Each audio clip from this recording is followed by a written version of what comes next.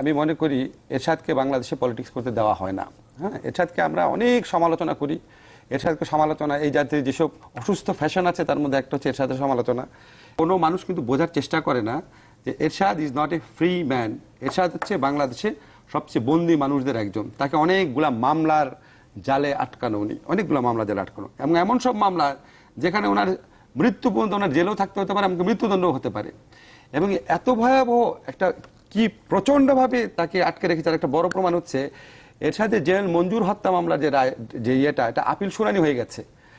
আপনি খুবই অস্বাভাবিক ঘটনা, আজকে বোধহয় 2-3 বছর হয়ে গেছে, শুনানি হয়ে গেছে, রায় হচ্ছে না।